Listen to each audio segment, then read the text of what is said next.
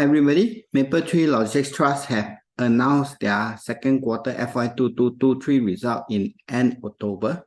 So let's look at the result and see are they able to maintain the increasing dividend trend in the current challenging environment. This is the headline news where Mapletree Logistics Trust say that their second quarter DPU have raised by 3.5% year-on-year to 2.248 cents. And their distributed income have grown by 15.6%, and they have a resilient portfolio metric. We have 96.4 occupancy rate and a 3.5% positive rental reversion. This headline news look good, and let's zoom into more details on that. First, let's look at the number of properties and where are they located for Mapletree Logistics Trust. So they currently have 186 properties across the Asia Pacific region, which include Australia, and they also have 2 properties in India. Let's look at the asset under management and revenue. Although they have properties across several regions and cities, however, the main contributor will still be from Singapore, China, and Hong Kong, where Singapore contribute about 26% of their revenue, slightly more than 1/4, and Hong Kong SAR have 16.5%, while China contribute 22.6%, which is slightly less than 1/4 of the revenues. And for the rest of less than 40% of the revenue is contributed by Japan, Korea, Australia, Malaysia, Vietnam, and India. So this is their result compared to second quarter last year, which is a year-on-year comparison. The revenue actually have increased by 11.4%. However, their property expenses also have increased at a relatively high figure of 15.4%. But one point to take note that borrowing costs have increased by quite a fair bit to 33.7%. Nevertheless, the DPU will still increase by 3.5%. However, to take note, it's stated that the DPU actually will increase by 5.7% year-on-year basis. However, to take note here stated that the DPU actually will have increased by 5.7% on a like-by-like basis. If based on second quarter FY2122 exchange rate, you can see that the current market situation actually have indirectly impact their DPU. Let's look bigger picture on the first half total DPU compared to their first half year-on-year comparison. Their DPU have increased by 4.2%, but the high borrowing costs and also the high property expenses actually indirectly have impacted their DPU. And here it's stated that their DPU actually by right is supposed to increase by 5.3% if it's based on a like-by-like basis. But do take note, this is what we are comparing with last year. As we know that interest rates have been increasing and US currency have been strengthening, especially during this 2022 period. And we want to see something that is closer. And thus I compare their second quarter result for FY2223 versus their first quarter result. From here, we actually see a drop in their DPU. That means their second quarter, which is from July to September this year, the DPU is lower than the DPU from April to June this year. So there is actually a decline in the DPU if it's based on a quarter-by-quarter basis. One of the main issue will be the increase in borrowing costs due to higher incremental borrowing and also higher average interest rates. So this will be a concern that we want to look at Mapletree Industrial Trust in the next few quarters. Are they able to maintain their DPU, or would there be a further decline in DPU going forward? Let's look at their balance sheets. Their net asset value have dipped from 1.47 to 1.46, which is actually pretty negligible. Their aggregate ratio is almost the same, is 37%, which is pretty healthy. And the weighted average annualized interest rate actually have crept up a little bit from 2.3% last quarter to 2.5% this quarter. So there's a 0.2% increase in their interest. The interest cover ratios is on a healthy range with 4.6% and adjusted interest cover ratio is 3.9. But nevertheless, you can see that there is still a drop in the interest cover ratios, which is mainly due to the increase in interest rate. At this interest rate rising environment, we are also concerned of is there any refinancing needs for them, as we know that at this market juncture, if there is a lot of refinancing, they will definitely have to incur at a higher interest rate. So for the balance second half of FY2223, they still have a 7% of debt that need to refinance. And for next year, FY2324 will have another 11%. So all in all, it is still slightly less than 20%, which to me is pretty reasonable. And next, let's look at the currency they need to refinance. The green one is the renminbi, and this is the Hong Kong dollars. And for the subsequent year, it's still mainly the Hong Kong dollar will be still the one that is dominating, that they need to refinance. So from here, actually, we can expect that average interest cost will slowly creep up for the next few quarters. This may have a negative impact to their interest cover ratios and also may have a negative impact to their DPU going forward. Let's look at how they manage their interest rates.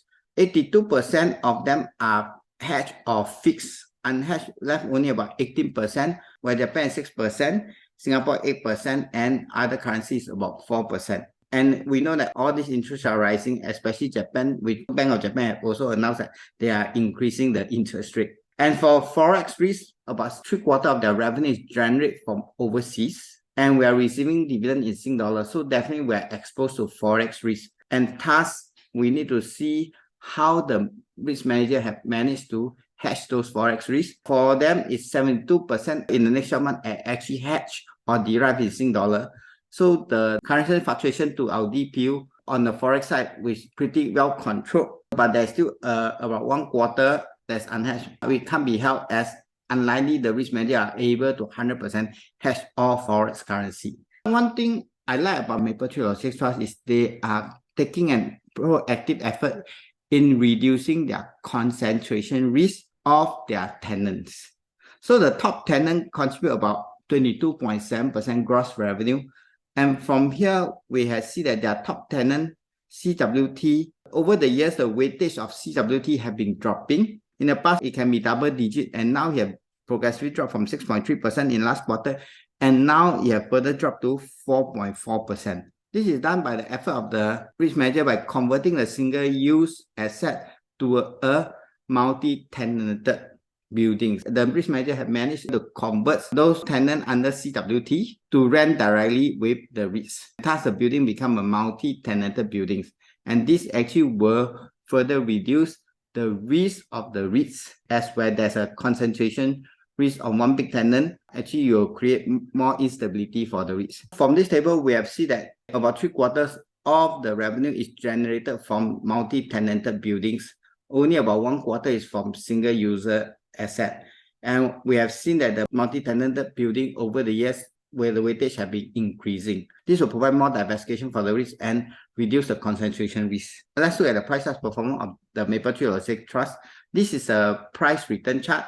STI have achieved a positive return about 4%, which is better than the US, China, and Hong Kong market. But the REITs are not performing for this year, and the REITs index has dropped about 16.93%, and Mapletree Logistics Trust dropped about 16.4%. Their performance actually is in line with the REITs index performance. They didn't outperform, they didn't underperform, they just perform as per the REITs index, which actually comprised of around 27 REITs. Let's look at their total returns, which actually including the dividends. And same thing, the REITs index have dropped about 13.26. If add in the dividend, Mapletree Logistics Trust have also about on par with the REITs index, which is about negative 12.52%. So for this year, we have seen that the REITs in general have underperformed the STI. One of the key criteria when looking at REITs is we're looking at the DPU. We want the REITs, their DPU to be constantly growing.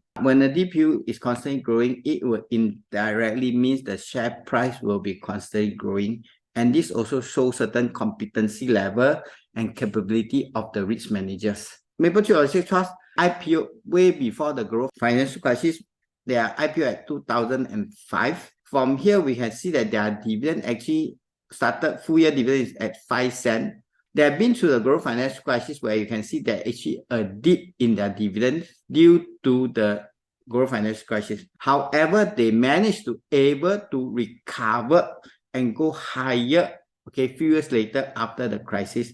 And after that, their dividend continued to grow until today as of now. So it is a growing DPU REITs. So now the next concern will be, would they able to mitigate the current market environment to able to maintain an increasing DPU going forward, as we got still 2 more quarters to go. So let's look at what are the factors that may help or they will contribute to their DPU going forward?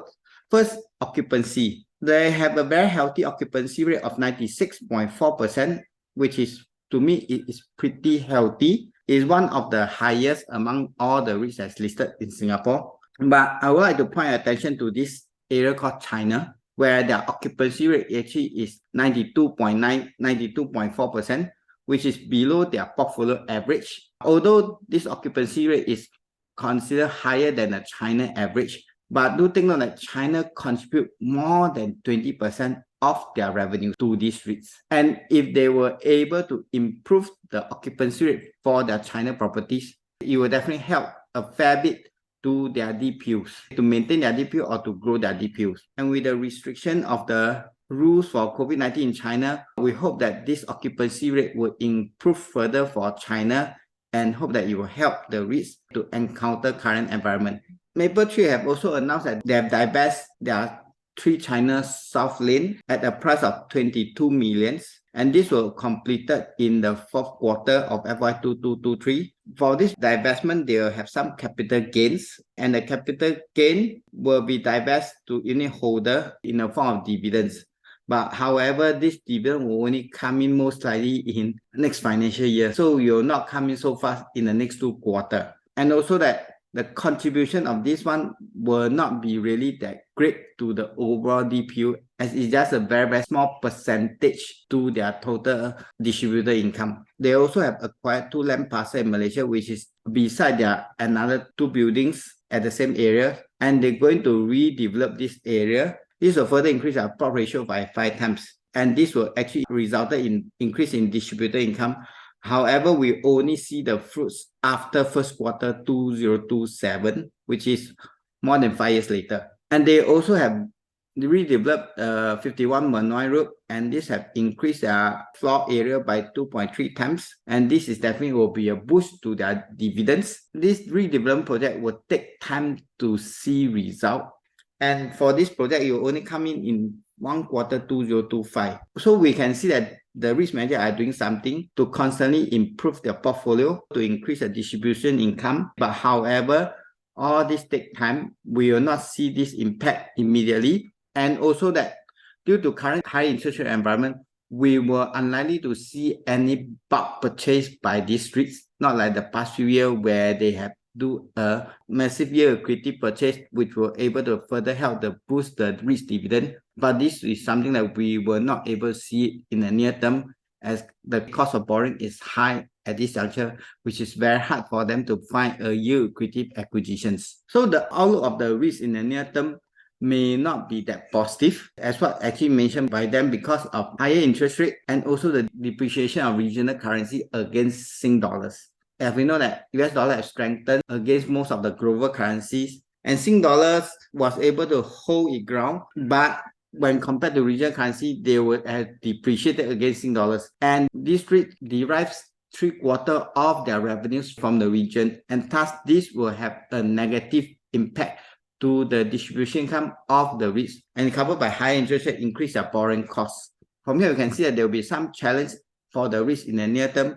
However, these REITs have shown that they have a proven track record of increasing DPU over time, as we don't expect a REIT were able to increase their DPU year on year, okay, regardless of market conditions. So in the near term, they may suffer. In the long term wise, I still very confident on these REITs, where they're able to continue to grow, increase their NAV, increase their DPU, which will actually also will be increasing their share price, which will result in a better total returns for investors as what they have did in the past. And that's all I have to share with you today. And if you feel that this video have benefited you, do remember to like, share, and leave your comment below to let me know what you think. Lastly, do remember to subscribe and press the notification button so you'll be notified on my next video. I shall see you in my next video. Bye-bye.